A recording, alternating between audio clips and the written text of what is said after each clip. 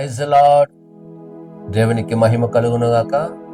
మరి అనుదినము దేవుని వాక్యాన్ని వీక్షిస్తున్నటువంటి మీ అందరికీ ప్రభు అయిన యేసు క్రీస్తు నామములో నా హృదయపూర్వకమైన వందనాలు తెలియజేస్తున్నాను. మరి ఈ ఉదయకాల సమయంలో దేవుని వాక్యాన్ని ధ్యానం చేద్దాం. అయితే ఈ ఉదయకాల సమయంలో దైవజనులు, దేవుని చేత బహుబలంగా వాడబడుతున్నటువంటి దైవజనులు మన మధ్యలోకి వచ్చి ఉన్నారు. వారి ద్వారా కొన్ని ఆత్మీయ మాటలను మనం విందాం.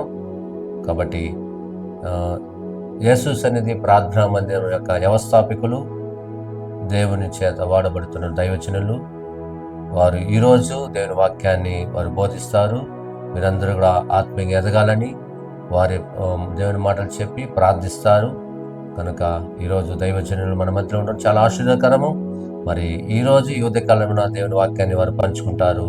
మనం దైవజనుని మనం ఆహ్వానించుకుందాం, దేవుని మాటలు విందాం. దేవునికి స్తోత్రం కలుగునుగాక.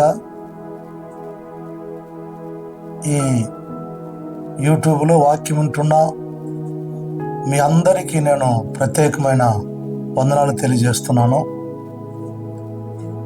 మరి ఈరోజు కొద్ది నిమిషాలు దేవుని యొక్క మాటలు ధ్యానం చేసుకుందాం. మనము ధ్యానించబోయే వాక్య సందేశం ఏమిటంటే, దేవుణ్ణి ఎవరు చూస్తారు? ప్రపంచంలో దేవుని చూడాలని చెప్పి లోకంలో అనేక మంది ప్రజలు ఆశ కలిగి, తృష్ణ కలిగి దేవుణ్ణి ఎదుగుతున్నారు. మరి నిజదేవుణ్ణి కనుగొనలేకుండా అనేక మంది నిరాశతో కృంగిపోతున్నారు.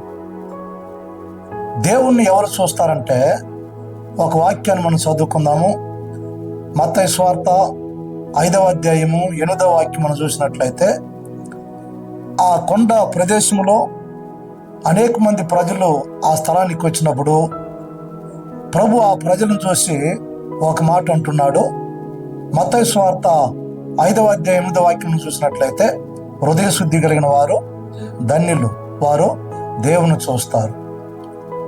ప్రియులారా, ఎప్పుడైతే మన హృదయాన్ని పరిశుద్ధపరుచుకుంటామో, శుద్ధీకరించుకుంటామో, అప్పుడు దేవుని మనం చూడగలుగుతాము. ఎలా హృదయం శుద్ధమవుతుంది? ముందుగా ఒక ప్రశ్న, హృదయం మంచిదా చెడ్డదా? హృదయము అన్నిటికంటే మోసకరమైనది, అది ఘోరమైన వ్యాధి గలది, దాన్ని గ్రహించగలిగిన వాడు ఎవడో? హృదయం నుండి దురాలోచనలు ఇంకా మరి అపవిత్రమైన ఆలోచనలు బయటకు వస్తుంది. కనుక ఈ హృదయ శుద్ధి లేకుండా దేవా అని చెప్పి మొరపెట్టినప్పుడు దేవుడు కనబడడు. ఒకసారి ఆయన నీకు కనబడినట్లయితే యుగయుగాలు ఆయన్ను మర్చిపోలేవు. ఎందుకంటే అతడు అతి సుందరుడు, పవిత్రుడు, పరిశుద్ధుడు. మరి ఈ భూమిలో ఒక్కసారి ఆయన దర్శించినట్లయితే మన యొక్క పాపాలు తొలగిపోతుంది. ఎలా హృదయ శుద్ధి అవుతుంది? సోపుతో, లేకపోతే ఈ భూమిలో ఏదైనా షాంపుతో మన హృదయాన్ని శుద్ధి చేసుకోలేము. హృదయ శుద్ధి అవ్వాలంటే రక్తం ప్రోక్షించబడాలి. ఏ రక్తము? కోడెల, మేకల, ఎడ్ల రక్తము ద్వారా కాదు, కానీ పరిశుద్ధుడు ఈ భూమి మీదకి వచ్చి మనిషి యొక్క పాపం కొరకై మరణించే రక్తం చిందించాలి. మరి ప్రభువైన యేసుక్రీస్తు ఈ భూమి మీదకి వచ్చి తానే బలియాగమై రక్తం చిందించినాడు. కనుక యేసుక్రీస్తు రక్తము ప్రతి పాపము నుండి మనల్ని పవిత్రులుగా చేయను.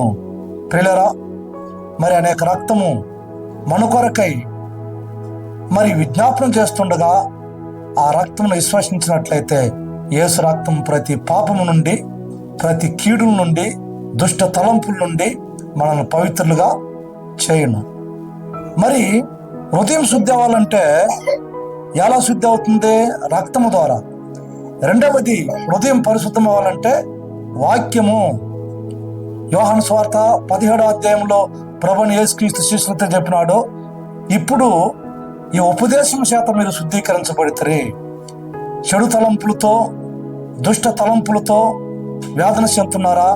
ప్రతిరోజు ప్రాతకాలం లేసి 2-3 అధ్యాయాలు వాక్యాన్ని చదవండి, మెడిటేషన్ చేయండి. క్రీస్తు రూపం నీలో రూపించబడుతుంది. ఏ రీతిగా హృదయ శుద్ధి అవుతుందంటే, ప్రియులారా, మనము పరిశుద్ధాత్మ అభిషేకం ద్వారా ప్రతి ఉదయమున అభిషేకించబడాలి. ప్రాణము, ఆత్మ, శరీరము మరి ఆత్మచేత నింపబడినట్లయితే, ఆత్మచేత మన హృదయం కడగబడినట్లయితే మనం పరిశుద్ధమైన జీవితం చేయగలుగుతాం. మరి హృదయం శుద్ధి అయితే మనం దేవుణ్ణి చూస్తాము. శుద్ధీకరణ ఎందుకంటే దేవుణ్ణి చూడడానికి. అసలు శుద్ధీకరణ అంటే ఏమిటే? బలహీనమైన వాటి నుండి మరి బలమైన వాటిని ఏర్పరచడం. అంటే అర్థం ఏమిటే? పాపపు ఇచ్చల నుండి పవిత్రమైన వాటిని వేరుపరచడం శుద్ధీకరణ. ప్రతిరోజు శుద్ధీకరించుకోవాలి. మరి మన యొక్క శరీరాన్ని శుద్ధీకరణ చేయడానికి దేవుడు ఏం చేసినాడో, శరీరంలో కిడ్నీలు పెట్టినాడు. ఆ కిడ్నీలు ఒకసారి ఆగిపోతే మనిషి చనిపోతాడు. అదేవిధంగా మనం తలంపులను, ఆలోచనలను, ఊహలను, చూపులను మరి హృదయంలో ధ్యానించే ప్రతి మరి చెడు తలంపులను కడిగి శుద్ధీకరించుకున్నట్లయితే దేవుని యొక్క మహిమను చూడగలుగుతావు. ఎంతమంది దేవుని చూడాలి? దేవుణ్ణి చూడనట్లయితే ప్రియులారా, దేవుని చూడాలంటే హృదయం పరిశుద్ధంగా ఉండాలి. మరి శుద్ధీకరణ చేసుకుంటే దేవుని చూస్తాము. రెండవది, శుద్ధీకరణ చేసుకుంటే అద్భుతాలు జరుగుతుందంట. ఏ అద్భుతాలు? భూమిలో అనేక మంది అద్భుతాల కొరకు ఎదురు చూస్తున్నారు. నువ్వు పరిశుద్ధంగా ఉన్నట్లయితే దేవుడు అద్భుతాలు చేస్తాడు. దేవునికి స్తోత్రం కలుగును గాక. మరి ఈరోజు ఆయన యొక్క రక్తము నీ కొరకే ప్రవహిస్తున్నది. ఆయన యొక్క వాక్యము మరి మన మధ్యలో ఉంటున్నది. ప్రతిరోజు వాక్యం ధ్యానించండి. పరిశుద్ధాత్మ నిన్ను శుద్ధీకరించి రాకడ కొరకే సిద్ధపరచమని చెప్పి ఆశపడుతున్నాడు గనుక ప్రతి ఉదయమున మరి పరిశుద్ధాత్మతో నింపబడి పాపాన్ని జయించు. నిత్యముగా దేవుణ్ణి చూడగలుగుతావు. దేవుడి మాటలు దీవించునుగాక. ఆమేన్. అందరికి వందనాలు. మా కొరకు ప్రార్థించండి. మేము మీ అందరి కొరకు ప్రార్థన చేస్తాం. ఆమేన్. చిన్న ప్రార్థన. మహోన్నతుడా, సర్వాధికారి, ఈ వాక్యం వింటున్న మీ ప్రజలను దీవించండి. ఎవరైతే పాపంలో ఉంటున్నారో నీ రక్తమును ప్రోక్షించి పాపమును విడిపించండి. ఎవరైతే దురాశలతో, దుష్ట తలంపులతో నింపబడి ఉన్నారో వాక్యం చేత వాళ్ళని పరిశుద్ధపరిచి శుద్ధులుగా చేసి ప్రతి క్షణం నా ప్రభువా నిన్ను దర్శించే భాగ్యాన్ని దయచేయమని యేసు నామములో అడుగుతున్నాము తండ్రి. ఆమేన్.